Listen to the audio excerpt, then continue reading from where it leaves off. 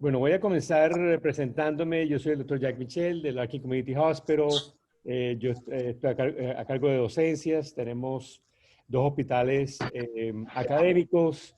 Ofrecemos 31 programas de residencia en 31 diferentes especialidades. Tenemos aproximadamente como 400 residentes en entrenamiento entre los dos hospitales. Esta idea de qué hacer con COVID, básicamente salió comenzamos con uno de los primeros drive-thrus en la ciudad de Miami y comenzamos a darnos cuenta de que esto fue bien temprano, en aproximadamente marzo. La historia, lo que causó que llegáramos a ese punto fue que tuvimos un paciente en nuestro hospital que sufría de miocarditis viral. No sé si ustedes han oído mencionar ese término, pero es básicamente el tipo de el clínico persona con este tipo de problema, básicamente presentan son gente joven, ¿no? De repente les da un catarro, a las 2 semanas más aproximadamente presentan con mucha falta de aire y con un ejection fraction, ¿cómo se dice ejection fraction en español? Fracción de eyección, doctor. Fracción de eyección. Un 10%, gracias, fracción de eyección de un 10%, y te necesitan un trasplante cardíaco. Normalmente el tratamiento hasta ese entonces en Estados Unidos había sido que esperaban a ver qué iba a pasar. Un gran parte de esas personas se mejoran y un porcentaje muere y un porcentaje termina con un trasplante cardíaco. Esa es la razón número uno por la cual se hacen trasplantes cardíacos en Estados Unidos. Obviamente es preocupante de que un virus pueda causar esto, ¿no? A esta persona le ponen un desfibrilador permanente, un AICD, y le dicen, bueno, a esperar y a rezar, te vamos a poner en la lista de trasplante a ver qué va a pasar para ver qué en su corazón, qué es lo que causa eso. Le dicen, bueno, existe esa posibilidad.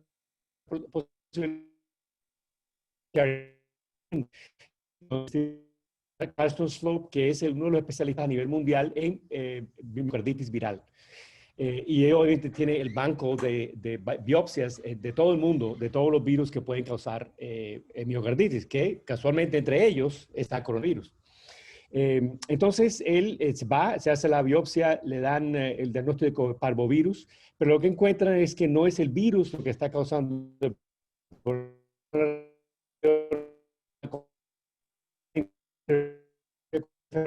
y resuelve, le llega al 45%, 40%, está ahora, sigue con su, pero ahora lo que tiene es lo que le dicen normal ejection fraction heart failure. So, cuando él se ejercita mucho, pues le comienza a faltar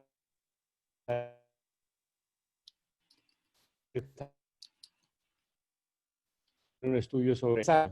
Él vive en Estados Unidos para ver estas biopsias y consiguió de que el doctor le mandara todos los tejidos de todos los virus que pueden causar miopatía, incluyendo Zika y otros. Entonces, debido a esta capacidad y a esta relación que teníamos con el Charité, aproximadamente en enero nos dicen que esto viene para Estados Unidos y que viene de una manera bastante fuerte para este hemisferio y de que era importante tener una máquina de alto volumen para PCR. Aquí aproximadamente 1.500 pruebas de PCR y comenzamos las pruebas. Los primeros días nos dimos cuenta de que el porcentaje, primero que todo, de que había transmisión comunitaria, de que ya no era que si venía alguien de la China o que si estaba conectado a algún tipo de travel, de viaje, de que eran personas que simplemente estaban en la comunidad. Y que el porcentaje era un 20% de positividad. Lo que más nos preocupó fue que no era solamente del porcentaje en sí, sino las historias detrás de cada uno de esos porcentajes. Por ejemplo, el hecho de que uno de las personas era un médico gastroenterólogo que tenía ya varios meses, un mes, perdón, consultando en la práctica y tenía 2 o 3 semanas con este problema viral, que no sabía qué era, pensaba que era un catarro, pero había tratado a un montón de pacientes, le había hecho endoscopías, colonoscopías. una enfermera que trabaja en cuidados intensivos de un hospital, que dice, me duele la cabeza, tengo dolor de garganta, y le dicen, eso no puede ser coronavirus. A las 2 semanas se hace la prueba y resulta que sí era coronavirus, y en todo este tiempo había estado cuidando pacientes que estaban intubados en un ventilador. Obviamente preocupante, ¿no? El hecho de que no había como que suficiente gente en la comunidad que pensara que el virus en realidad se estaba moviendo de esa manera.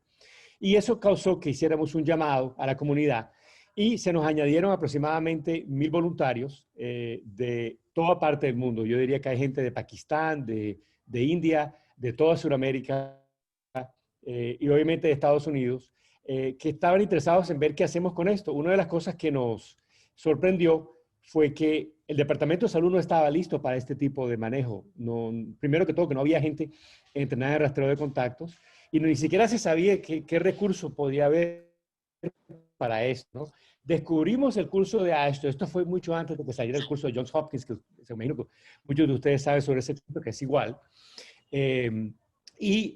Lo que hicimos fue que eso causó que llamáramos a ASHTO para traducirlo. Inicialmente lo traducimos al español, ahora ya está traducido al idioma criol haitiano. Y por eso ahora lo podemos ofrecer en ese lenguaje, ¿no? Ustedes dirán, bueno, ¿y cuál es la razón por la cual hace falta? Primero, ¿por qué estamos haciendo rastreo de contactos?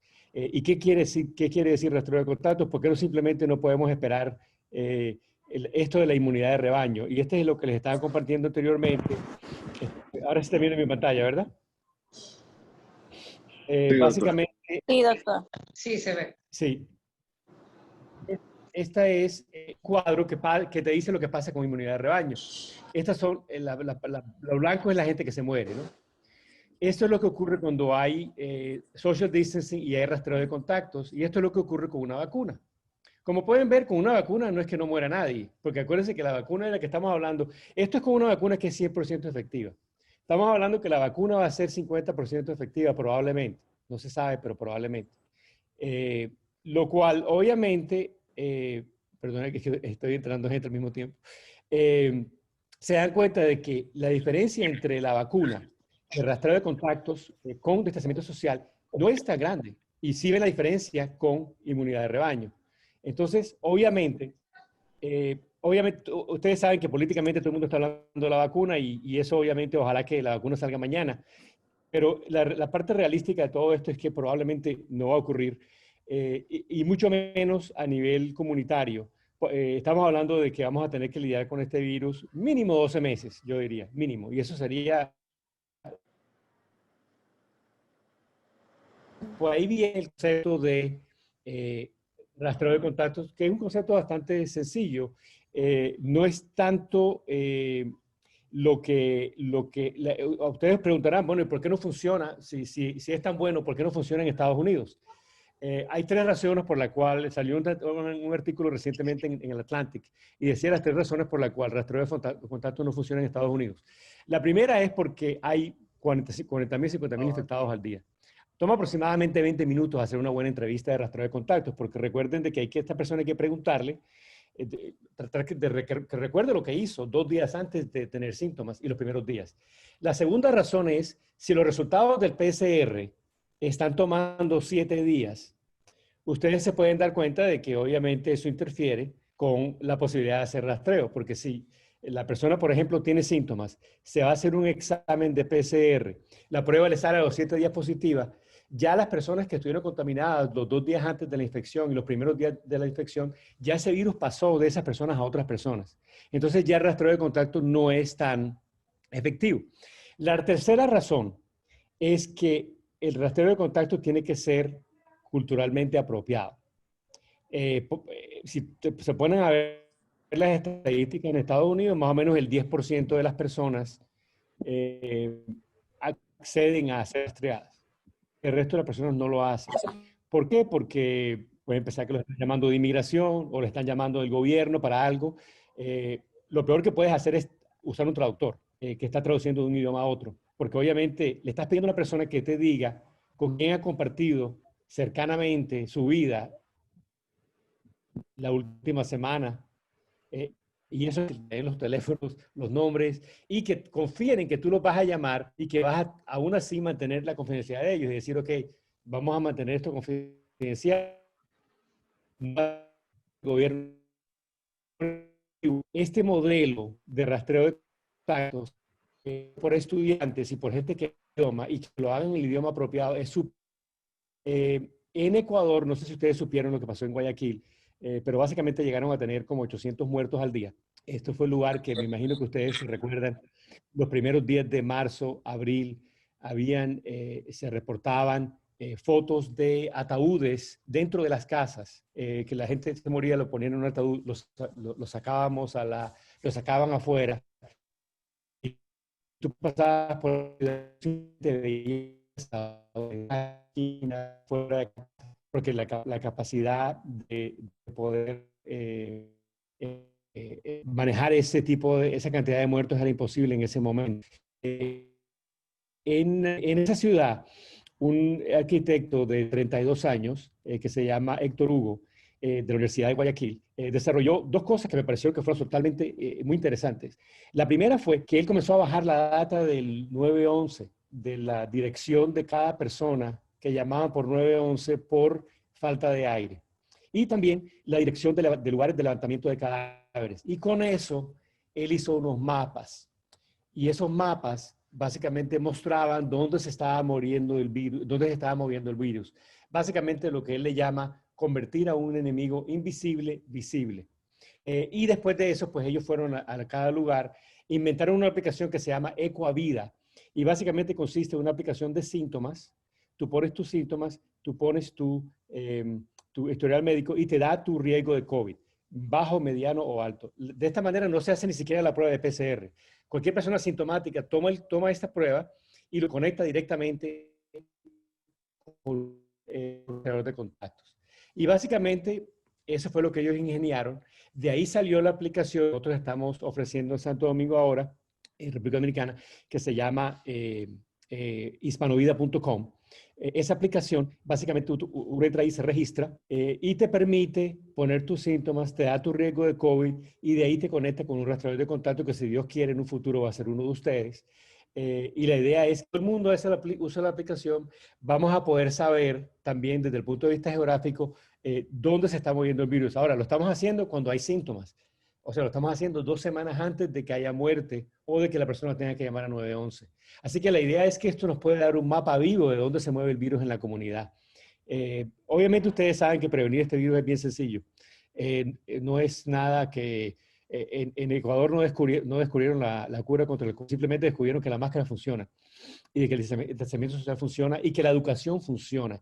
Y que lo más importante que puedes hacer es educar a los líderes barriales, que son los que van a moverse y que lo que la gente, que la comunidad va a confiar en los líderes barriales, la gente que vive en la comunidad, porque esas son la gente que básicamente va a tener más confianza para poder hacer este tipo de trabajo, ¿no? Si Dios quiere, pues ustedes van a hacer una gran parte de eso y de diseminarlo. Yo creo que ya tienen los links del curso. El curso lo pueden tomar inmediatamente. Estamos listos ya para ustedes. Lo voy a poner aquí en el chat porque ahorita vamos a atender preguntas, pero voy a poner el link del curso. Y yo creo que podemos abrirlo a preguntas. No quería aburrirlos mucho con una situación muy larga porque quiero más bien entretener las preguntas. Así que pueden unmute y preguntar o preguntar por el chat también. Creo, doctor, que para que no haya quizá conflicto de sonido, pueden ir marcando para levantar la mano y entonces así usted va viendo y usted le va dando la palabra a quien considere.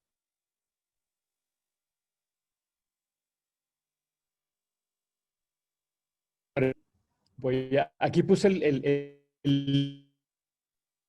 hospital.com.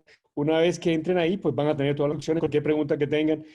Los vamos a invitar a un chat. Ese chat es un chat de estudiantes de medicina de Ecuador, de Paraguay, obviamente de República Dominicana, de Haití, y ahí estamos todos básicamente ayudándonos. Si tienen una pregunta, mira, no me sirve, no puedo acceder, ahí van a tener la opción. Hay un grupo de español, que son para rastreadores de contacto en español, y hay un grupo para cada país que estamos haciendo, que el de República Dominicana no está todavía, pero lo vamos a crear. Hay uno para Paraguay, otro para Ecuador. Hasta la fecha, no veo preguntas todavía, así que voy a compartir algunas. Déjame ver si alcanzo a ver si esto funciona en mi.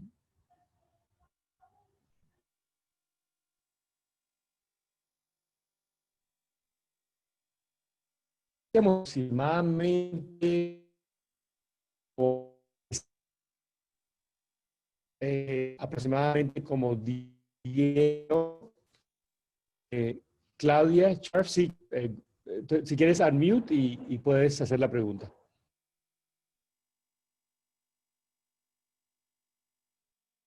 Claudia No, Charf. les decía, no, soy yo, doctor, les decía a Perdón. ellos que podían pedir turno por Pues, esa vía. sí, O porque no si, veo manos, pero sí, porque no vi tampoco que había ninguna mano levantada, así que a los jóvenes que por esa vía vayan preguntando. ahí veo una pregunta que dice ¿qué tiempo estará habitado el enlace? Va a estar 24 horas, todo el tiempo, lo pueden hacer 1 hora, media hora, eso va guardando el progreso, así que lo pueden ir, También, obviamente, si alguno de ustedes habla el lenguaje criol, no estaría mal que lo tomen en ese lenguaje, porque hay mucha gente en República Dominicana que habla criol. Esto, lo que nos ha mostrado este virus es que este virus no tiene nacionalidad, no necesita pasaporte, y básicamente si no lo controlamos en todos los segmentos, nunca lo vamos a poder controlar. Entonces, por eso sí es muy importante manejarlo de esa manera. No ve el link del curso, es rastreadorescovid.arkenhospital.com. Yo lo puse arriba, lo voy a volver a poner. ¿Cuántos días después del contagio se pueden presentar los síntomas? Usualmente 2 días. 2 días. 2 días. Ahora, el periodo de incubación del virus es hasta 14 días. Entonces, esa es una pregunta importante porque mucha gente... yo vi a alguien que ayer está negativo hoy, pero tienes 14 días de incubación. El periodo de veraje de incubación son 5 días. Normalmente, si para el quinto o sexto día no hay síntomas, es muy probable de que no te va a dar la infección, pero eso no es garantizado. ¿Alguna otra preguntita? Doctor, Eso del periodo de incubación a veces... Sí. la disponibilidad va a ser limitada porque el doctor Duque nos dijo como que tenían que hacer el curso hasta el sábado. ¿Puede ser? ¿Es así o no? Lo vamos a dejar abierto. Yo creo que lo que quería el doctor Duque era como que lo hicieran rápidamente, porque obviamente mientras más rápido lo hagan, pues más rápido los capacitamos. Lo que ocurre es que Claro. una vez que pasas el curso, vas a entrar en este chat, vas a hacer 2 entrenamientos. Uno, básicamente, va a haber una persona hablando de un paciente. Y básicamente la idea de rastreador la puedes atender. Es bien sencillo en realidad para una persona que estudia medicina. Por eso es que hasta un estudiante de high school lo puede hacer. Pero hay ciertas cosas que son muy importantes, seguirlas. Eso mismo de entender el periodo de incubación y cuando una persona puede ser infecciosa es súper importante. Porque le vamos a estar dando consejos a una persona que es posible que pueda seguir regando el virus si no le damos el consejo apropiado. Y por ese motivo es importante, pues obviamente, entenderlo. Daniel, levantó la mano. Sí, yo tengo una pregunta, doctor, y yo creo que también iría dirigida a la doctora Sharp. Después de la capacitación y el tema del rastreo de contactos, ¿a quién sería o cómo sería más bien el procedimiento de reportar, por ejemplo, si yo tengo un paciente que lamentablemente, por poner un ejemplo, ha estado en una fiesta con un sinnúmero de gentes y amigos, ¿a quién sería la persona inmediata a la que yo le reportaría ese tipo de información? No sé si la Sí. doctora Sharp también pueda responder la pregunta. Comencemos con la doctora. No, yo pienso que el doctor Michel debería dar la respuesta, porque como ya se va a entrar dentro de un grupo que va a participar con un protocolo y eso, pues bueno, hay que seguir esos lineamientos, ¿no? Te voy a decir el problema del reporte.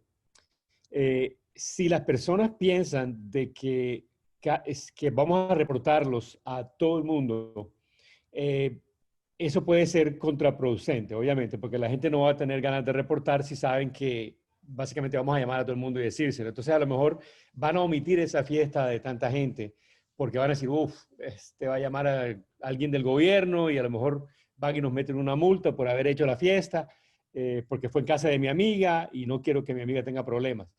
Por ese motivo es muy importante guardar la confidencialidad. Obviamente, tiene que haber un contacto cercano, por mínimo 10 minutos, con una persona bastante cerca, para Pero le que interrumpa, tiene que ser un doctor. contacto.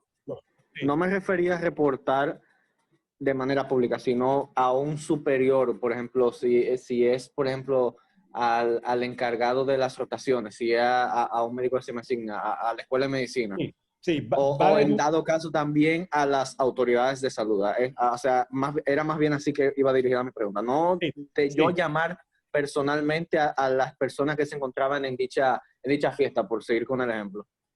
Esa es una buena pregunta, porque básicamente lo que tú me acabas de preguntar es el tendón de Aquiles de esto. ¿Cómo se maneja una situación así?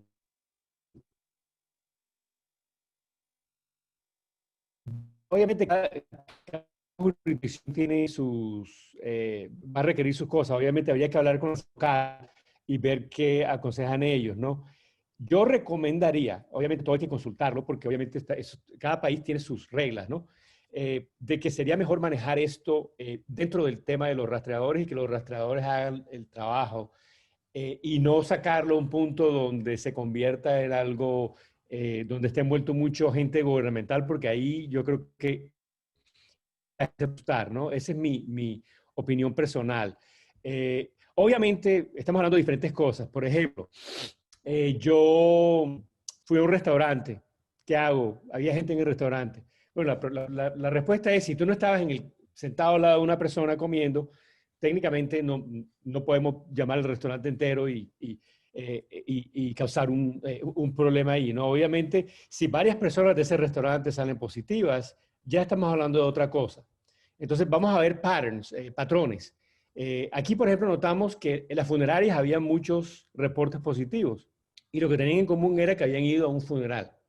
Entonces, pues, obviamente salió una recomendación de que ir a funerales no era buena idea, porque la gente está llorando y el virus se mueve ahí, llorando, besándose, abrazándose, y entonces de ahí salieron ciertas recomendaciones. Pero yo creo que hay que manejar, va a haber un grupo, obviamente, dentro del grupo que te puede dar consejos en cuanto a eso, en cuanto a cómo reportarlo y qué hacer. Por lo general, yo te diría que esto se mueve entre familias. Entonces, es más común que se mueva dentro de una familia que fuera de la familia. Por lo general son primos, primas, gente que se reúne socialmente porque no ven a un familiar como un posible contagio. Entonces dicen, bueno, hoy es Memorial Day o el Día de la Independencia, me voy a reunir en casa de mi prima. Mi prima no puede tener coronavirus porque es mi prima. Obviamente la prima tiene ciertos riesgos porque está yendo a trabajar, las cosas están abiertas, y eso causa que, no sé si Daniel eso contesta tu pregunta. Sí, no hay problema, doctor. O sea, estoy satisfecho. Perfecto. Obviamente es delicado el tema, es delicado el tema y hay que hacerlo tal vez con cuidado. Hemos visto, por ejemplo, tuvimos un lugar aquí donde el mismo gimnasio fue reportado por varias gente. Y entonces llamamos obviamente al gimnasio y les dijimos, mire, parece como que hay un problema, ¿no? Pero hay que hacerlo bien delicadamente porque si no la gente se asusta y simplemente no reporta nada. No, yo le pregunto porque, por ejemplo, yo sé que en Estados Unidos los médicos tienen la obligación de reportar cosas así. Y no solamente eso, también, por ejemplo, en caso de un paciente con VIH, que si la pareja no quiere decírselo a su compañero, pues eventualmente se contacta vía otra institución a esa persona. Entonces yo quería saber, eso es lo que tenía, o sea, esa es la duda que tengo, de hasta qué punto como estudiante o como interno uno va a tener que meterse para poder reportar o si no simplemente relevar ese reporte a un superior. Pero está bien, doctor, gracias. Sí, yo diría que obviamente cualquier duda que tengas, siempre va a haber un superior ahí que te puede guiar, siempre. Y es bueno siempre consultar, porque hay situaciones que son un poquito complejas. Así que sí, obviamente tenemos un grupo de soporte para eso que solamente se dedica a eso, entrenamiento y support. El curso está dividido en 4 partes. alguien te está preguntando. 4 partes, puedes tomar una parte al tiempo, tomarte un break, hacerlo al día siguiente y al final poco a poco lo vas terminando. Una pregunta, doctor. Sí, Carla. ¿Cuántos días dura la etapa de contagio? Bueno, en realidad tú sabes que la última recomendación de la CDC es que 10 días después de inicio de síntomas la persona puede ir a trabajar. Así que técnicamente no sabemos. Sabemos que el periodo de contagio más complicado es los 2 días antes del primer síntoma y los primeros días de síntoma. Esos son los días más críticos. Pero usualmente hacemos rastreo hasta que la persona, siempre y cuando la persona continúe sintomática. Vaya, Usualmente, la foto de papi ahí. usualmente son 10 días, 10 días de síntomas. Obviamente, eso van a aprender también sobre qué quiere decir la cuarentena, ¿no? La cuarentena es para las personas que estuvieron expuestas a una persona que fue positiva. La cuarentena sí es por 14 días. Interesante, ¿verdad? ¿Por qué la cuarentena es por 14 días y una persona infectada puede salir de cuarentena en 10 días? Porque la persona en cuarentena, la persona que tuvo el contagio, es mucho más peligrosa. Porque esa persona puede que no tenga ningún síntoma y esté transmitiendo el virus durante esos 2 días antes de los síntomas. O simplemente una persona que simplemente nunca tiene síntomas.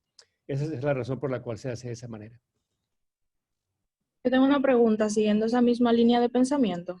Sí, Yo entiendo que en el momento en el que nosotros seamos conscientes de que alguien ha tenido un contacto estrecho con una persona positiva o sintomática, se debe de iniciar la cuarentena y se debe también de notificar a los contactos previos a esa prueba positiva o a la aparición de esos síntomas de esa persona. Ahora mi pregunta es, por ejemplo, en el caso de nosotros, que somos estudiantes de medicina y vamos a empezar a rotar. Nosotros vamos a utilizar un protocolo de seguridad con nuestro uso de mascarillas, el uso de lentes, el distanciamiento. En el caso de que aparezca un contacto positivo, ya sea en una empresa de trabajo, a nosotros como estudiantes o en cualquier ámbito, pero donde se han seguido las medidas de seguridad del distanciamiento social y del uso de mascarillas, ¿sería igualmente necesario que las personas realizaran un periodo de aislamiento? ¿O simplemente se haría un seguimiento por si apareciera algún tipo de síntoma de esa persona sin necesitar el aislamiento? Porque esa persona ha llevado un protocolo de seguridad. No es lo mismo que en un evento familiar donde uno muchas veces rompe ese protocolo de distanciamiento o de protección. correcto. La indicación es de que si se ha seguido el distanciamiento social y se ha usado la mascarilla, de que no hay razón para hacer ningún tipo de cuarentena en esas personas. O sea que siempre y cuando la persona siempre haya usado la mascarilla, la otra persona haya usado la mascarilla, siempre hay distanciamiento social, las probabilidades de contagio son cero. Así que no hay razón por la cual ninguna de esas personas tiene que ponerse en cuarentena. Cuarentena es, aislamiento es la persona enferma. Eso se llama aislamiento. Tú aíslas a la persona enferma. Eso lo van a aprender en el curso. Cuarentena es el contacto que se pone en cuarentena, para que sepan los 2 términos. El aislamiento es para separar personas enfermas de personas sanas. La cuarentena es para simplemente cuidar de que el virus no se riegue. Obviamente esa persona no tiene síntomas. Simplemente estamos previniendo que el virus se riegue. Daniel. Sí. Usted había mencionado, es una aplicación que vamos a utilizar para el rastreo de contactos. Sí, se llama covidfighterapp.com. Tal vez, déjame ver si les voy a mostrar un poquito en la pantalla cómo luce. Es que estoy entrando gente todavía. ¿Sabes lo que voy a hacer? Tal vez, un segundito, déjame stop. Es que no quiero dejar gente esperando en el waiting room. Doctora Claudia, tal vez lo que voy a hacer es que le voy a dar a usted co-host. ¿Podría ser? Sí, de acuerdo. Déjame buscarte aquí. Esto se mueve un poquito. Para que si lo puedas dejar entrar tú, sería muy bueno.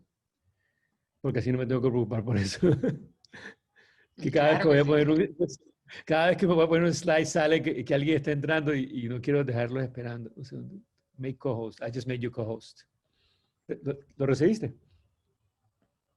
Sí, perfecto. Perfecto, ahí los puede ir dejando entrar entonces. Pero, bueno, Sí, Daniel, querías entonces preguntar mi sobre la app. pregunta es la siguiente. Es una aplicación, o sea, la cual vamos a usar para manejar el registro de contactos. Correcto, es una aplicación. Al final del día, ¿esa información se va a quedar manejada por un third party o de una manera u otra se va a hacer relevo de esa información a las autoridades del país de salud o a la Eso, universidad o a cualquier... eso depende de la Secretaría de Salud local.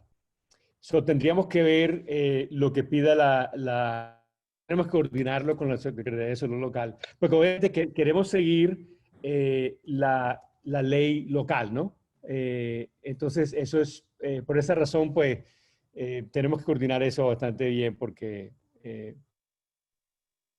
déjame ver dónde... Yo pienso, doctor Mitchell, que ellos deben tener claro que el primer paso es la capacitación, que eso va a dar lugar a segundas capacitaciones para fines de hacer esos rastreos, pero que eso es un plan que, por lo que he entendido, se quiere hacer, ¿verdad?, con la región, o sea, ya como ir ampliando con todos los países y que irá tomando forma, o sea, que en ese sentido sería esperar a lo que ya ustedes irán comunicando, ¿no? Exacto. Eso es algo que tenemos que básicamente hablarlo con el secretario de Salud. Lo importante es capacitarse inicialmente y luego, básicamente la aplicación es bastante sencilla, ¿no? Permite varias cosas. Permite el monitoreo de síntomas. La van a comenzar a manejar y aquí también obviamente pueden entrar al site de Volunteers. Básicamente, una vez que la persona sign up, te va a pedir ciertos datos, ¿no? Bien sencillo, un email y un password. Y de ahí en adelante, pues ya la persona en sí puede comenzar a poner sus contactos. Otra cosa que te permite es que te permite upload la información del COVID test de la persona. Tú puedes upload en la aplicación y eso se puede usar después. No sé si están usando plasma convaleciente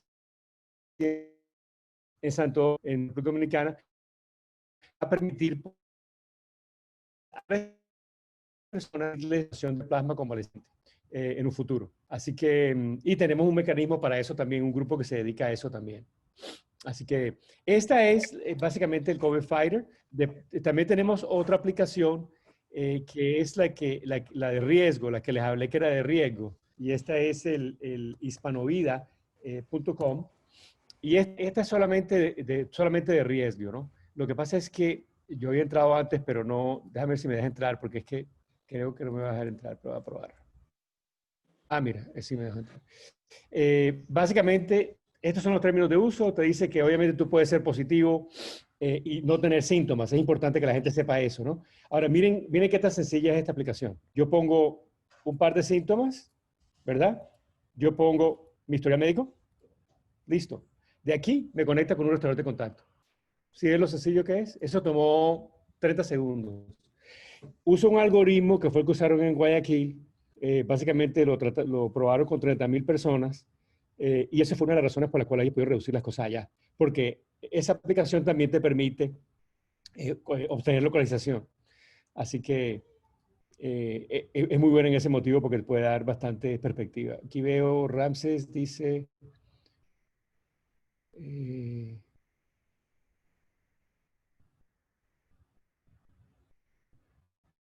Ok, hay una en Santo Domingo que se llama COVID RD. No la conozco, Ramses. No sé si es... hay muchas aplicaciones. By the way, esto no es un app en realidad. Esto es un web-based system. No es un app que se download en el teléfono. Simplemente se pone en el sitio web. Eso no es una app. Pero sí, varios países tienen un app. Cuba tiene uno. Varios tienen, pero la mayoría de lo que es como para conectar con el departamento de salud para ver un médico, eso es lo que he notado, ¿no? No tiene esto no está tan conectado como con el tema del rastreo. Pero no estoy seguro cuál es el COVID RD, ese no sé, no. ¿Tú lo has visto, Ramses? ¿Quieres hablar sobre eso?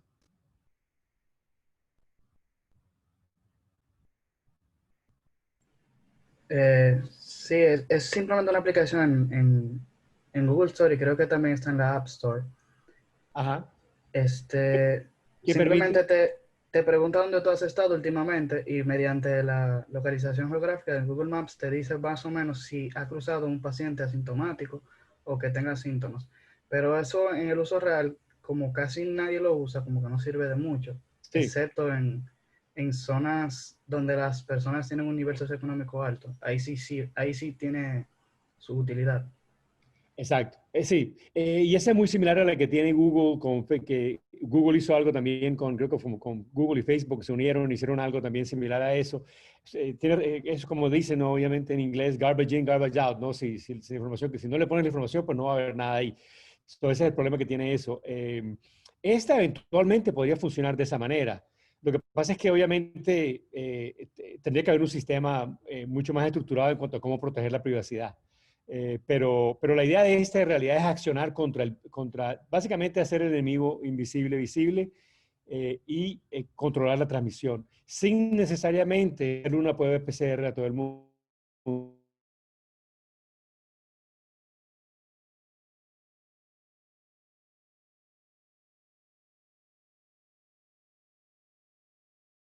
Que es Ecuavida, Hispanovida, Naviv, ¿por qué se llaman estas cosas? ¿No? Y la idea es que, es más, ahora en lenguaje quechua, que lo hablan, es un lenguaje indígena, que lo hablan en Ecuador, 10 millones de personas entre Ecuador, Perú y Bolivia, y otro lenguaje guaraní, que lo hablan en Paraguay.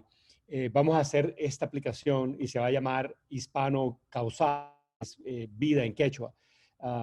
Y la idea es que el COVID es la crisis que nos une y que simplemente está desenmascarando los problemas que tenemos en cuanto a la inequalidad en acceso a salud, porque nos damos cuenta de que ciertos grupos que son más afectados, por ejemplo, en Estados Unidos por el COVID, son los hispanos y los afroamericanos, son los mismos grupos que están afectados por otras cosas.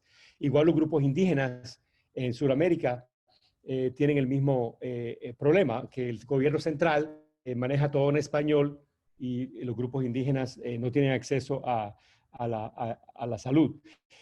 Entonces, la idea es que en un futuro esto se le puede hacer algún tipo de pivoting o de reposicionamiento después del COVID para ver y tal vez atacar las enfermedades que más comúnmente afectan a nuestra gente, que son la diabetes, la hipertensión, si es el uso del cigarrillo, cosas que la mayoría se pueden prevenir con un poquito de educación y un poquito de intervención y que a lo mejor esta puede ser una futura aplicación un uso de estas aplicaciones para un futuro.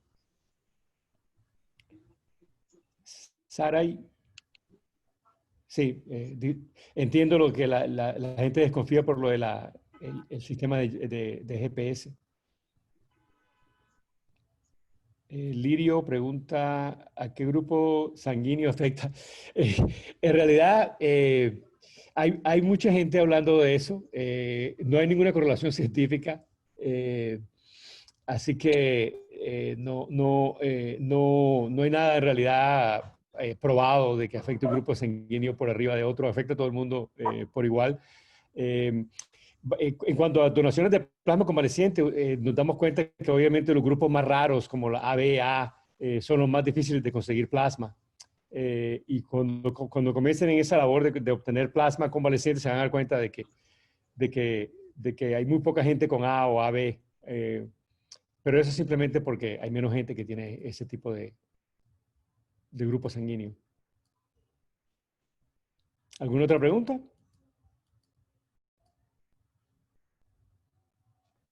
¿O comentario?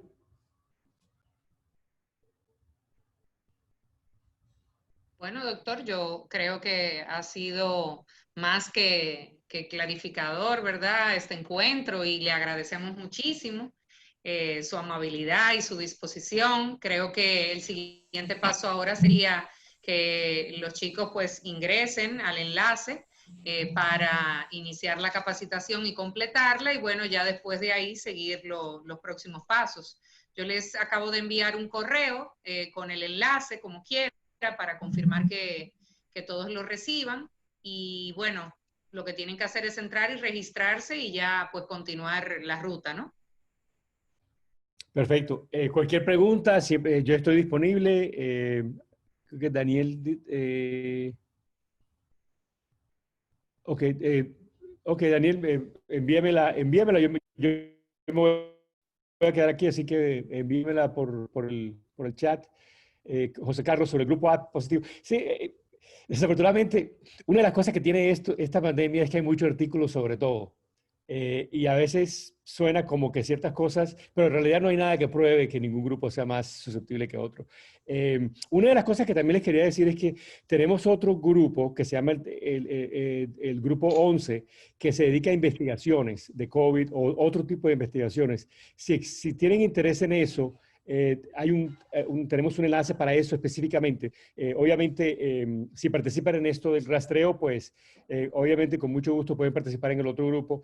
Tenemos aproximadamente 1000 voluntarios de todas partes del mundo y están envueltos en diferentes tipos de proyectos, ya sea COVID o no necesariamente relacionado a COVID.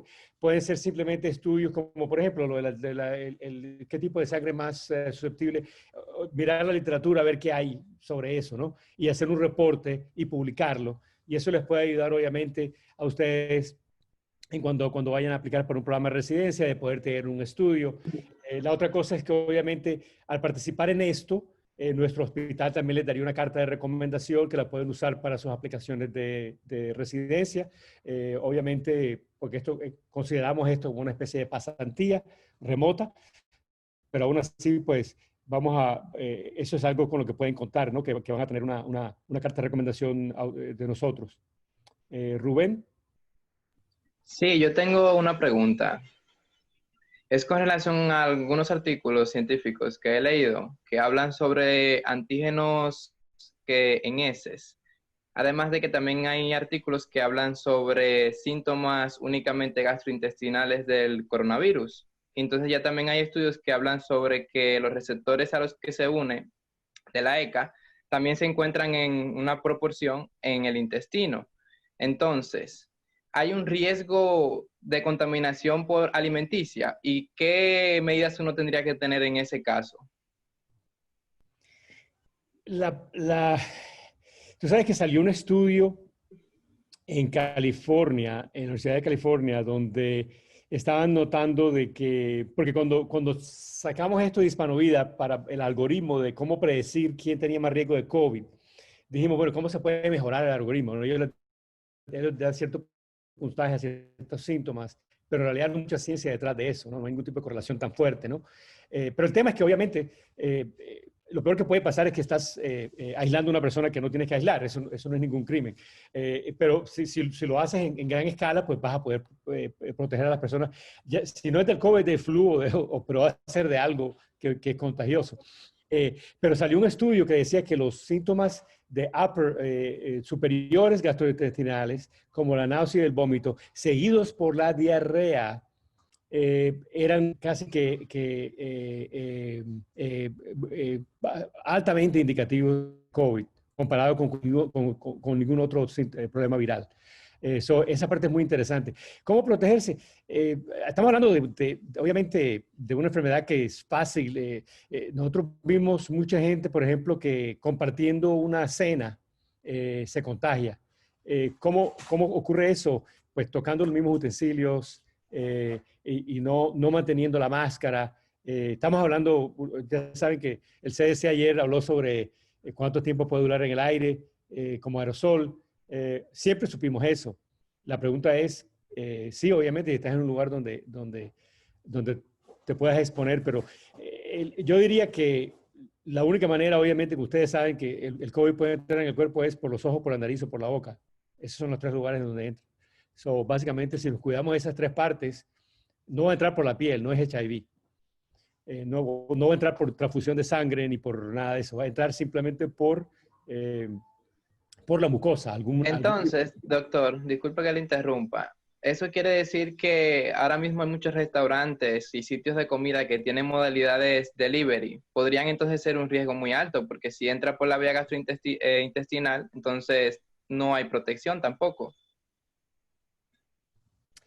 Sí, pero el problema es que para que entre, o sea, si la persona que está preparando la comida está usando una máscara, y está usando protección normal, ¿no? No está tosiendo en la comida, el riesgo es bastante bajo. O sea, no hemos visto reportes de gente contagiándose por servicio a domicilio, pero sí hemos visto gente contagiándose por ir a un restaurante. Eso sí lo hemos visto bastante. Así que no creo que el riesgo sea tan alto. Obviamente uno nunca sabe lo que está pasando en la cocina, ¿no? Obviamente a lo mejor la persona que está en la cocina no tiene máscara y está tosiendo y tiene gripa y tiene fiebre y Sí, nadie sí. sabe nada. Pero eso puede pasar. Pero acuérdate que la comida también está cocinada, es diferente. Igual de lo de los paquetes. Si vieron la recomendación del CDC sobre los paquetes, que dijeron la posibilidad de que una persona entregando tu paquete, por ejemplo, de Amazon o de FedEx o algo así, de que te contagies por ahí es mínima, es menos del 1%. Y honestamente que no ha habido reportes de nada de eso. Ya los hubiera habido hace rato.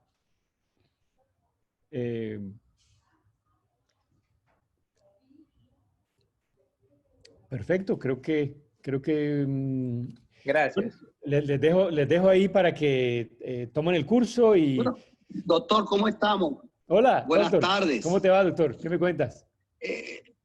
Bueno, veo que se quedó ahí con un equipo, ¿verdad? Sí, hay tres. ¿Cómo pudo entrar finalmente? Porque pudo entrar y todo. Sí, lo que nos pasamos para acá porque el otro tenía 250 de capacidad y estamos como en 300. Entonces nos pasamos para Zoom. Ah, sí, entiendo. ¿Y cuánto pudieron entonces estar con usted? Llegamos como a 310 por ahí. Ahora estamos como en 291. Oh, o sea que... Ay, qué bueno, porque yo no pude contestar porque estaba en la otra llamada internacional en Zoom. Oh, no te preocupes, yo pensaba que estabas aquí. Entonces ya había dejado todo coordinado. No te preocupes, todo está Entonces perfecto. me estaban escribiendo que si teníamos el correo de usted y todo. ¿Cómo pudo entrar? No, entré bien. Lo que pasa es que me sacó y cuando traté de entrar otra vez, tenía una capacidad de 250. Entonces la doctora Scharf nos ayudó a pasarnos a Zoom. Y así, pues, ahora por Zoom estamos bastante bien porque como tenemos capacidad hasta 500, quedó perfecto. Así que todo muy pues bien. Me alegra mucho de eso y me imagino que ya todos están orientados.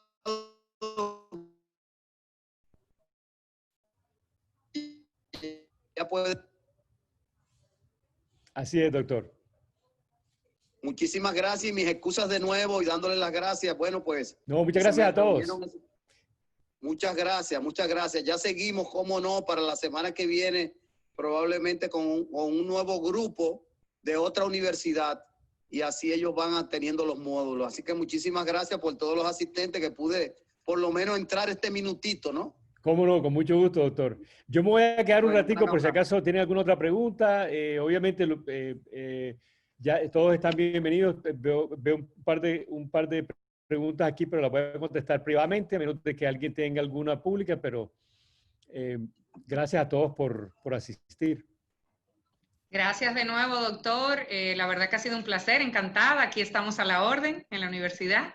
Gracias, y gracias. Ya nos estaremos conectando. Por mi parte, yo me voy a despedir porque tengo una clase. Gracias, doctora, no te preocupes. Entonces, nada, ya saben, chicos, les enviamos la información por correo y cualquier duda, pues estamos ahí para servirles. Doctor, muchísimas gracias nuevamente. Gracias, mucho gusto. Encantada. Hasta luego. No se olvide de mandarnos el video. Sí, claro. No, te voy a mandar el video y ahora en el tiempo que queda, si tienen alguna pregunta, lo voy a guardar todo en el mismo video, así que lo vas a tener. Perfecto. Gracias. Hasta luego. Hasta luego. Daniel, ahí vi tu pregunta sobre... Okay. Sí. Vamos con Daniel primero y después sigues. Okay. Daniel, sobre lo que me preguntaste del IMG, que el Step 1... sí, el problema es que... Yo te diría en cuanto a lo de los programas de residencia en este momento es que todo lo están haciendo virtual. Pero sí, la entrevista es sumamente importante, pero casi que todo lo estamos haciendo virtual en todos los programas de residencia. ¿Tenías alguna pregunta específica, Daniel? Yo quisiera saber porque yo sé que usualmente el Step 1 se toma mucho en peso. Sí. Pero quisiera saber a nivel del Step 2, qué tanto peso tiene también y qué otras cosas que sean, como le dije anteriormente, unrelated to the USMLE. Por Eh, ejemplo, papers que se hayan publicado, ¿qué tanto se están tomando en cuenta actualmente en los IMG? Mira, a mí me parece, te voy a decir dos cosas diferentes. Una es, todo depende del programa, ¿no? Porque hay muchos programas que están, por ejemplo, están pasando por un periodo de que tienen un low board passing rate, por ejemplo. Entonces, eso afecta la acreditación del programa. Entonces, muchos de esos program directors, pues, se ponen y dicen, bueno, yo no voy a coger a nadie que no haya pasado todos los steps en la primera intento, porque obviamente, si estoy poniendo en riesgo mi programa, porque obviamente sabemos de que el test taking y la práctica de medicina son dos cosas diferentes. El hecho de que tú puedas tomar un examen y pasarlo, posiblemente no quiere decir que vas a ser buen médico, pero desafortunadamente la gente que nos acredita los programas cree mucho en eso. Pues para proteger al programa, ciertas cosas que a lo mejor nos gustaría hacer. Yo sí creo que la parte de poder tener publicaciones es sumamente importante, porque eso te diferencia del resto. Así que especialmente cosas que tengan un PubMed number, me parece que es sumamente importante. Y por eso es que esta avenida del grupo 11 que yo les decía, mientras están haciendo esto de rastreos, pueden obtener una carta de recomendación por eso, y también pueden obtener una carta de recomendación por lo que hagan en cuanto a cualquier tipo de investigación, porque eso sería ya de parte del PI, tenemos mucho el tener, así que... Y también pueden aprender cómo hacer, una de las cosas que hacemos es que les facilitamos el curso de CITI como investigator. Entonces así aprenden, por ejemplo, cuál es el scientific method, cosas que obviamente la han aprendido en la escuela de medicina, pero esto es certificado. Y eso obviamente todo es gratuito. Entonces obtienen eso primero, se orientan en cuanto a cómo hacer investigaciones y después se unen a un grupo que ya estén dando. En el momento tenemos como 30 o 40 diferentes grupos andando en diferentes cosas, desde el uso de la ivermectina hasta el uso de la plasma convaleciente, hasta el uso del BCG, vaginación por BCG, vacuna por BCG, si es protectivo o no, simplemente estudios de la literatura o cualquier otra idea que ustedes tengan. Hay gente mirando efectos neurológicos de COVID, por ejemplo, o efectos vasculares de COVID, cosas por el estilo. Pero una cosa, doctor, de esos grupos, ¿hay alguno aquí en República Dominicana? No, lo que está accesible a ustedes, simplemente tienen que entrar en el link. Yo lo voy a buscar, lo voy a poner aquí. Porque la gente que está en el grupo está en todas partes, están en Pakistán, están en India. Y tú sabes que la gente de esa parte del mundo tienden a ser bastante, por algún motivo u otro, no son estudiantes de medicina de primera generación, sino que han hecho research y después se meten a medicina. Entonces ya tienen como varios estudios y ya saben cómo publicar y dónde publicar. Sí, sí. Entonces, pues, obviamente, ustedes se pueden o afiliar a uno de los grupos existentes o tener una idea original y decir, mira, vamos a hacer algo sobre lo que hablamos ahorita. ¿Qué hay en la literatura que sugiera que un grupo particular sanguíneo tenga más susceptibilidad a COVID o no? Cualquier sea la conclusión. Eso puede ser un estudio que se puede publicar. Y obviamente, aquí voy a poner el enlace. Esto es para el grupo solamente de research, no es para lo de rastreo de contactos. Pero esto es la parte de research, aquí lo puse en el enlace, en el chat, y simplemente acceden ahí y ahí le van a dar instrucciones de lo que tienen que hacer. Lo importante es tomar ese curso inicial donde se capacitan como para hacer investigaciones y después de ahí, obviamente, si simplemente hacen eso y participan en cualquier tipo de publicación, pues eso puede ayudar con un letter of recommendation. Eso nunca viene mal. Ahí lo puse en Entonces, lo acabo de poner, Felicia, lo acabo de poner en el chat. Oh, everyone in waiting room, dice. No sé por qué se lo puse a la gente en el waiting room. A ver.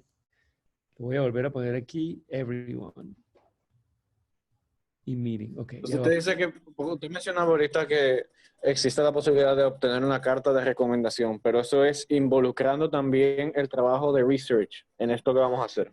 No, simplemente por contact tracing puede haber básicamente miramos cuánto tiempo lo hicieron y hay una carta muy específica que dice, tal persona participó en rastreo de contactos remoto con nuestro hospital en República Dominicana, rastreó X cantidad de personas y la cantidad de tiempo de y todas las cosas, y eso sería una carta, ¿no?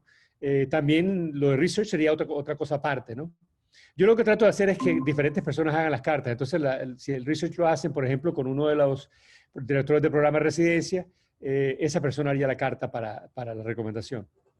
Que de esa manera les puede servir mucho más que tener una sola carta. Y esa es la idea, ¿no? La idea es diferenciarse del resto de los aplicantes. Con mucho gusto. Perfecto. Gracias, doctor. ¿Cómo no? Veo que está entrando gente nueva, así que me voy a quedar un ratico por si acaso tiene otra preguntita.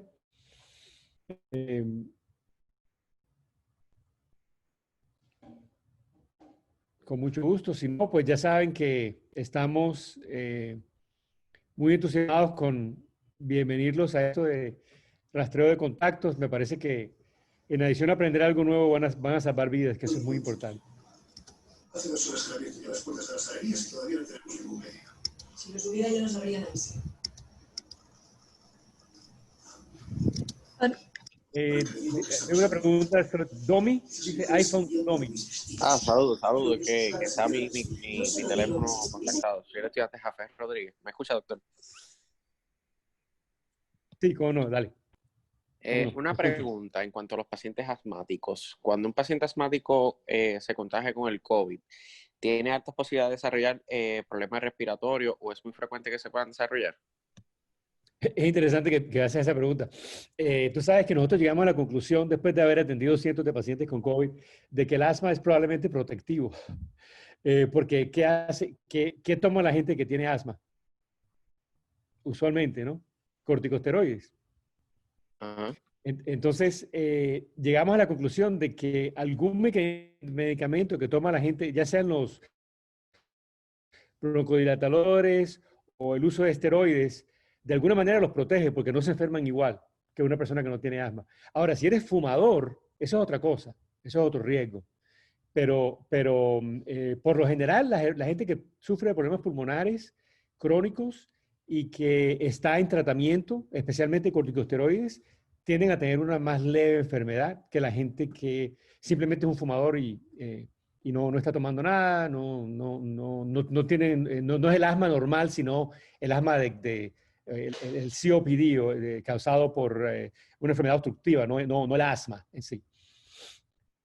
Sí, exacto, Sara, es protectivo el uso de broncodilatadores y de esteroides, corticosteroides.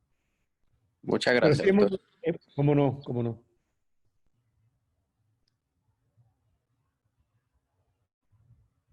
¿Alguna otra pregunta? Sí, doctor, una pregunta.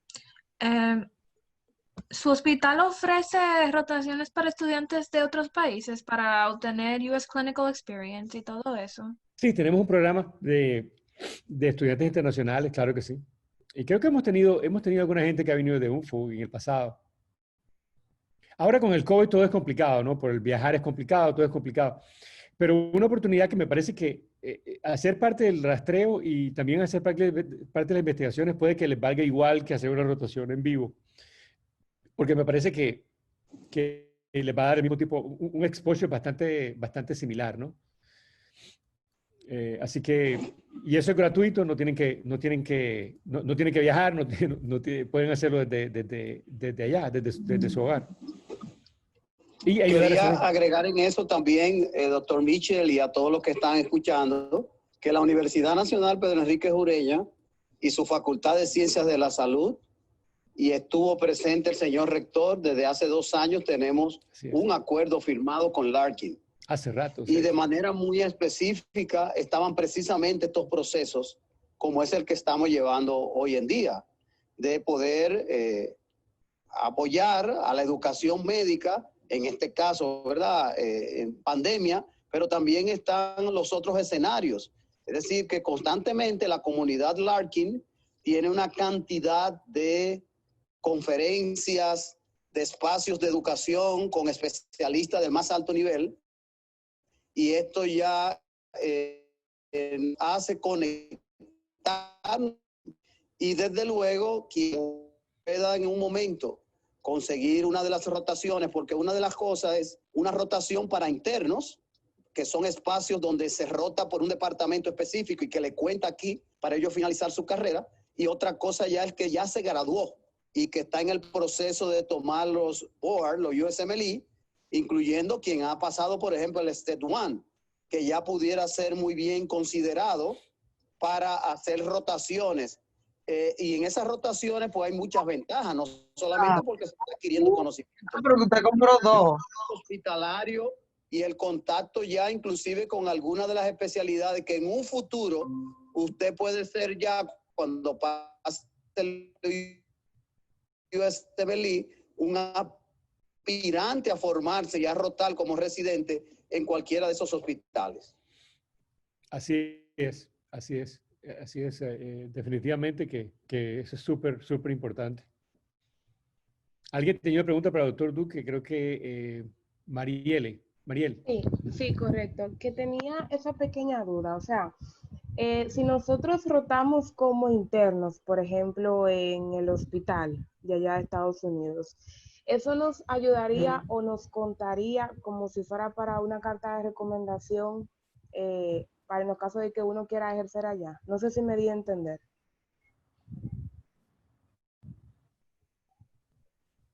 Te contaría para la escuela de medicina, ¿no? Si es, por ejemplo, algo que ya está arreglado como Family Medicine, alguna de esas rotaciones, me imagino que eso es lo que estás preguntando, ¿verdad? Y que si, obviamente, una vez que pasas los USMLE, como decía el doctor, puedes aplicar para un programa de residencia. Entonces, de esa manera te contaría. No sé si te contesto la pregunta. Correcto, sí. Sí. Ok, sí. Pero esta oportunidad de rastreo de contacto me parece que es muy buena, porque primero que no te requiere viajar. Segundo, que vas a recibir una carta sobre algo que es un tema bastante fuerte para todo el mundo. Y el hecho de convertir este tipo de crisis en una oportunidad de ayudar, ¿no? al país y también, y por qué no, a ustedes mismos, desde el punto de vista de que les puede servir, ¿no? Para como un tipo de recomendación para un futuro. Daniel, ¿tenía una pregunta? Sí, en cuanto al tema de las rotaciones, o sea, me imagino que actualmente por la pandemia no se están aceptando estudiantes internacionales para rotar por allá.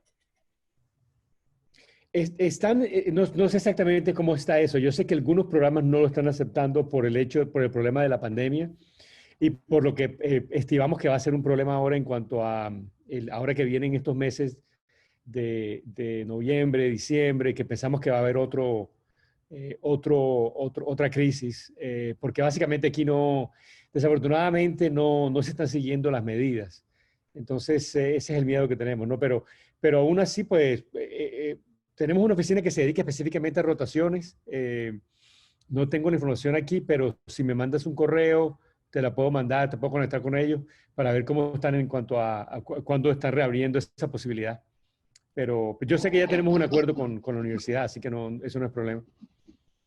Si pudiera, doctor, esa información, nos la manda a los correos, que usted tiene el mío. Ah, perfecto. Y así doctor. de esa manera nosotros se lo enviamos a todos los internos, porque es una información importante. Nosotros como universidad, como escuela de medicina, la UMPU, tiene totalmente detenido cualquier rotación.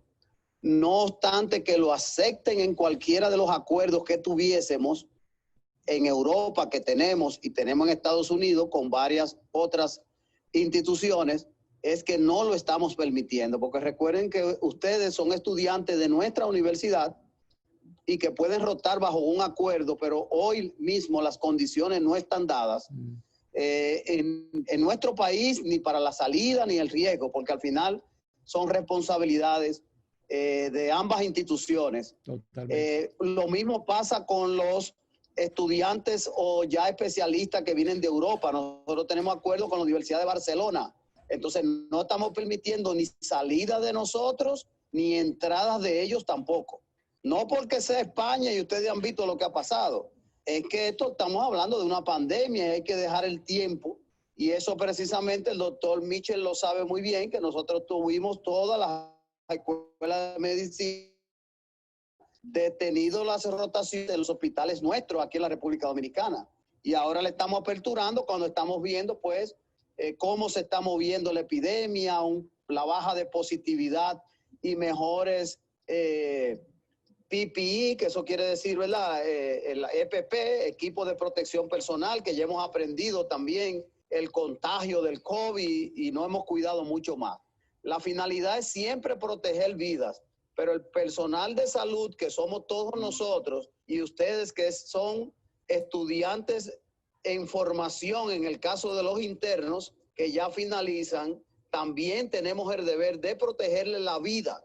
Aunque yo sé que muchos de ustedes han estado en sus casas esperando el momento de entrar a los centros asistenciales porque ustedes tienen unas fechas en sus vidas y un sueño por realizar, que eso es lo que nosotros estamos para ayudarle. Pero esta pandemia es de todo el mundo, no se esperaba, no ha sido de manera local, ni de un hospital, ni de una ciudad, ni de un país, es como se llama el nombre, pandemia, ¿no? Que pasa de 3/4 partes del mundo y la definición que se dio ya desde el 12 de marzo. Así que yo creo que hemos abierto nuevamente el rastreo y la capacitación con Larkin, hemos abierto un mundo de otras actividades por venir y que probablemente ya pudiésemos tener un mejor ambiente para poder desarrollar todos esos programas.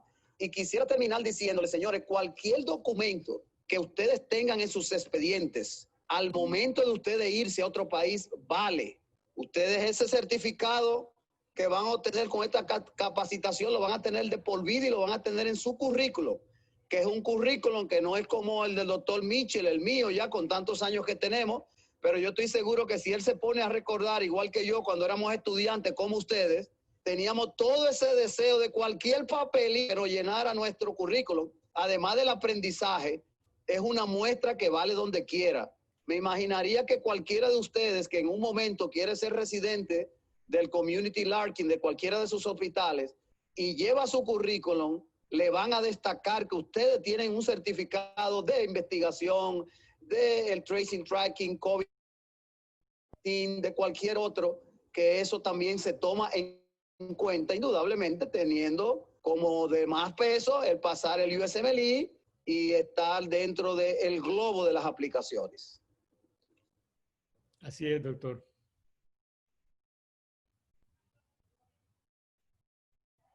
Si no hay ninguna otra pregunta, pues yo quería darle las gracias por participar. Muchas gracias y al doctor Duque por darnos la oportunidad de trabajar con este grupo y estoy seguro de que van a estar satisfechos, no solamente desde el punto de vista de lo que van a poder hacer en su país, sino también la parte de investigación me parece que les va a gustar mucho porque van a estar interactuando con mucha gente. Ese grupo de investigación tenemos gente, como les decía, que hay mucha gente de India y de Pakistán. Uno de los que estaba en el grupo lo acaban de coger como director de bioestadísticas en Harvard. Así que, y está todavía colaborando con nosotros. Él diseñó un mapa, diseñó una plataforma para predecir el número de infecciones y el número de muertes en el condado de Miami-Dade. Que nos lo hizo como parte de uno de los proyectos que hizo para nosotros y presentó acerca de eso. Así que van a estar rodeados de gente que les van a enseñar cosas muy buenas. Darle una pregunta. ¿Hay que tener experiencia previa para formar parte de ese grupo? No, por eso es que te digo que nosotros les vamos a ofrecer el curso gratuito de CITI, que es el que se toma para poder ser un investigador. Eso lo van a tomar ahí cuando entren en el link que les puse del Team 11, del Team 11, ahí te dice cómo hacerlo. Una vez que pasen el curso, ya por lo menos ya saben la básica, ¿no? Y la idea es que ya hay mucha gente que ya tiene experiencia, entonces ya ustedes pueden o aportar una nueva o unirse a una idea. Y si tienen el tiempo y la motivación, pues usualmente tenemos 7, 10 personas por cada investigación. Por el momento creo que ya tienen como 60 o 70 artículos que han reportado. Una cosa exponencial. Cada día tienen una idea diferente, ¿no? Y lo bueno es que tú puedes proponer tu idea. Tú puedes decir, se me ocurre esta idea, ya sea porque lo vi en Santo Domingo o en República Dominicana, o lo vi o lo leí, por ejemplo, el que me habló del grupo A, sanguíneo A, mira, veía esto en un artículo. ¿Qué será ¿será que eso es verdad? Vamos a ver, vamos a ver toda la literatura a nivel mundial en cuanto a cuántas publicaciones han habido que dicen que hay una correlación entre el sanguíneo A positivo y el COVID. Y eso sería pues un papel que se puede hacer, ¿no? De acuerdo, gracias. Doctor, una pregunta. ¿Cuál sería, por ejemplo, la cantidad mínima de pacientes que yo podría, desde mi lugar como estudiante, elegir tener en mi campo de estudio para yo decir que mi estudio sería válido? ¿Tú dices en cuanto a rastreo de contactos? Bueno, cualquier investigación que yo tenga, que yo quisiera hacer, no sé cuál sería el mínimo de pacientes que yo podría incluir en mi investigación sobre el tema de COVID. Mire, yo le quiero ahí ayudar, Jack, sí, si me lo permite. Claro. Por el hecho de que como el doctor no conoce el plan de estudio de nosotros en la Escuela de Medicina, que a nosotros nos están exigiendo cada día más las acreditaciones nacionales e internacionales, que la investigación se eleve en términos de todas las posibilidades que tenemos en nuestro plan de estudio. Y precisamente en la preparación del plan de estudio hay asignaturas específicas para estos temas. Por ejemplo, ellos son internos de medicina que tienen que cursar por 6 ciclos. Y durante ese periodo ellos tienen que hacer su trabajo de grado. Ese trabajo de grado, que es la tesis, ¿verdad? Porque sin eso no se gradúan, que tiene diversa modalidad. Ahí tenemos una coordinadora y varios asesores que tienen su trabajo.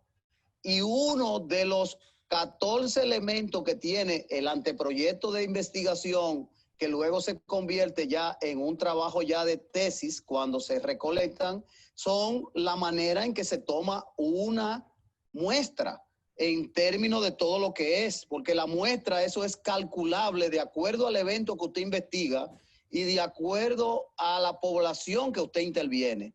Y eso tiene toda una medición estadística. Poder decir ahora que nosotros para saber cuántos pacientes con COVID pueden ser beneficiados por el uso de medicamentos porque sean asmáticos, eso hay que calcularlo estadísticamente y eso los epidemiólogos, que es mi área, lo sabemos hacer muy bien, como lo sabe hacer muy bien la doctora Janet Bae, como lo saben hacer varios epidemiólogos que de alguna manera u otra hasta le dan clases a ustedes y también de los asesores. Por eso no es tan fácil uno poder decir ahora mismo, ni el doctor Mitchell tampoco, ni yo, de poderle decir, mire, para que un estudio sea bueno son 100 muestras que se necesitan. Exacto. Para que un estudio sea fuerte tiene que ser 50 para COVID. No, eso no se puede. Exacto. Eso hay que irse a todo lo que es el desarrollo de un anteproyecto, verlo hacia dónde nos dirigimos y cuáles serían las metas de los resultados que lograríamos, viéndolo desde el título hasta todo lo que es la bibliografía, y de ahí entonces se hacen estadísticamente, porque nosotros podemos decir rápidamente que siempre una buena muestra es el 10% de la población, pero eso no es cierto. Entonces, eso tiene que ser con un cálculo muestral. Y ese cálculo muestral lleva una serie de, diríamos, de números específicos en la cual tenemos que ver cuáles son los expuestos, cuáles son los que no expuestos que tenemos ahora, hoy en día. Quería aprovechar eso porque así el doctor Mitchell pues sabe muy bien que nosotros tenemos ese refuerzo dentro de los planes de estudio que ahora se van a completar con esa oportunidad que nos está dando Larkin de podernos fortalecer en el campo de la investigación, más allá que de lo que es Hispanovida y esas cosas. Así que aprovechen todo eso porque mientras más conocimiento usted tenga en el área de investigación, más prestigio va a ser su carrera, cualquiera que elija en el campo clínico, epidemiólogo o no. Totalmente de acuerdo con el doctor Duque, totalmente de acuerdo. Lo que nosotros hemos visto nosotros tenemos desde simplemente un case report, un caso, un reporte de un caso interesante. Un paciente con COVID que se le gangrenó la mano, caso interesante. O una revisión de la literatura de todo lo que se ha reportado en cuanto a problemas vasculares, arteriales o venosos causados por el COVID, cosas por el estilo. Y hay otros estudios que son randomizados, placebo control, que requieren un número increíble de pacientes. Pero una persona que no tiene experiencia Yo no me iría por el lado de un estudio controlado. Es más fácil hacer ya sea un case report de un caso específico, que un caso interesante que tuvieron en República Dominicana, que quieren reportar sobre COVID, algún tipo de secuela que no se ha descrito antes en la literatura, ya sea neurológica, vascular, ese tipo de cosas, o un estudio simplemente de lo que se ha reportado. Ahora mismo muchas de las publicaciones están cogiendo esto y lo están publicando. Y lo bueno es que les va a dar como una especie de, como lo dice el doctor Duque, les va a dar una trayectoria desde el punto de vista de investigación que definitivamente que los va a diferenciar del resto de los candidatos. Así que eso es muy, muy positivo. Sí, y yo quería también agregar para responder su pregunta que una de las cosas que uno tiene que tomar en cuenta al momento de hacer un estudio es que primero tener el valor de intervalo de confianza que sea lo suficientemente apropiado para que el estudio sea estadísticamente significativo y clínicamente significativo, y también se toman en cuenta, creo que son la variable de error tipo 1 y de tipo 2, y que también obviamente mientras más grande la muestra se disminuye el error estándar del estudio, entre otras cositas por ahí también. Y lo bueno es que en este grupito de investigadores hay gente, por ejemplo, que se dedica a la bioestatística, o que se dedica a la parte de salud pública, o que sabe de publicaciones, que pues sabe en qué artículo ponerlo. Entonces, no es como que estás solo tú haciendo algo y nadie te está apoyando. Tienes un grupo de apoyo y todo el mundo tiene el mismo, es como que todo el mundo tiene el mismo bebé, ¿no? Están haciendo el mismo postre porque le sirve a los 7. Entonces, tal vez tú puedas ser la persona que simplemente ayude a crear la información y a ordenarla, ¿no? El que hace el trabajo físico. Y el otro es el que hace el cálculo para decirte cuál es el nivel de confianza en la fórmula. Y el otro es el que busca la publicación porque tiene un amigo en tal editor. La publicación puede ser en cualquier journal que esté indexado por PubMed. O sea, no tiene que ser necesariamente el New England Journal of Medicine. Obviamente muy pocas publicaciones entran ahí. Pero esto es simplemente como para darles como el sabor de cómo hacer una publicación, de que en un futuro tengan las herramientas, ya, en adición a lo que están recibiendo en su universidad, que me parece genial, porque a nosotros no nos requerían eso de tener un proyecto, es básicamente como un PhD que están haciendo ustedes. Así que me parece genial lo que están haciendo allá, muy, muy bueno.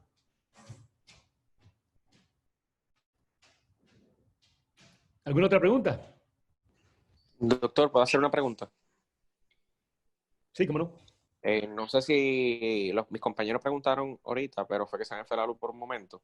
Yo quería preguntar, en un paciente cuando ya pasa la infección del COVID, que se sana, ¿hay algún tiempo que dura para tener una reinfección o algún tiempo de inmunidad? Sí, han habido estudios donde han medido el nivel de anticuerpos y han variado entre 2 meses a 6 meses. No se sabe si es entre 2 o 6 meses el periodo de protección. Por eso tú te das cuenta que cuando están hablando de la vacuna, de repente están hablando de una segunda dosis. Esa es la razón. Porque básicamente la experiencia ha sido de que la inmunidad es posible que no dure más de 2 a 6 meses. Eso es lo que se ha visto hasta ahora, que se ha reportado en la literatura. Pero ese es un estudio bonito que se puede hacer, donde se puede recopilar toda la información que se ha publicado. Creo que hay algo andando, en uno de los grupos nuestros está en algo de eso. Pero todas son ideas que se pueden. Sí, yo quisiera aportar ahí algo también. Si Muchas gracias, doctor. Uno de los artículos recientes sobre reinfecciones de COVID en Estados Unidos habla de un paciente que se reinfectó 10 días luego de la infección, luego de haber tenido síntomas, tengo entendido, y fue por una segunda cepa del virus, confirmado por RNA. Por una mutación del virus, exacto. Lo que pasa es que el problema que tienes con detectar eso en República Dominicana o en muchas partes es que tienes que tener un secuenciador. Entonces, o sea, tienes que hacerle básicamente tienes que tener la posibilidad de tener un laboratorio donde puedes hacer el generic sequencing al virus, y eso es costoso. Por eso es complicado, pero probablemente ocurre no tan infrecuentemente, ¿no? De que una mutación del virus puede reinfectar. Simplemente que no hay gente que tenga siempre el equipo para eso.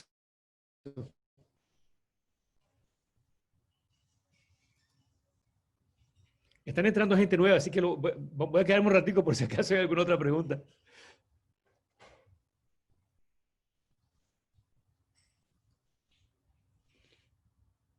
Pregunta, comentario.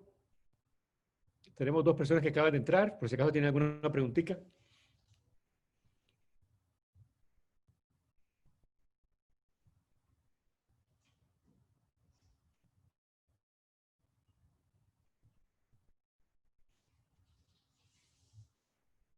Bueno, muchas gracias por el tiempo y por tener la disposición de hacer esto.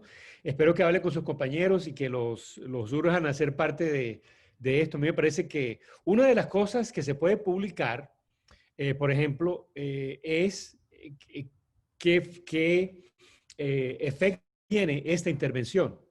Los estudiantes de la UNFU convirtiéndose en rastreadores de contactos en República Dominicana, cuánta gente se rastreó, cuántos contactos se hicieron, y tratar de estimar, por ejemplo, qué tanto se hizo la prevención en cuanto a poder prevenir infecciones o muertes y qué valor tiene eso. Eso es algo que podríamos hacerlo como parte de este grupo, ¿no? Hacer un estudio sobre eso, ir documentando esa información. Lo bueno que tiene la aplicación que van a usar es que documenta todo eso. Te da una información bastante detallada y se puede diferenciar por país. Así que espero que eso sea uno de los proyectos que estemos haciendo juntos.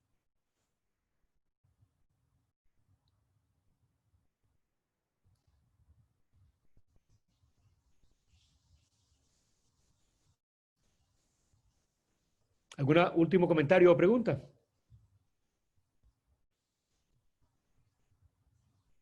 Bueno, muchas gracias y espero seguir compartiendo con ustedes. Una vez que estén en el chat, yo participo siempre en el chat, ya sea en el de investigación o en el de rastreo de contactos. Así que voy a estar pendiente de ustedes y bienvenidos a nuestro grupo. Mucho gusto y que tengan un buen día. Thank you so much. Igualmente. Jack, muchas gracias a todos. Gracias a buenas todos. tardes, muchas gracias. En nombre de la UNFU y de todas sus autoridades, te agradecemos ese apoyo y yo sé que los muchachos están muy entusiasmados con todo lo que dijiste. Muchas gracias y buenas tardes. Hasta la próxima. Bye.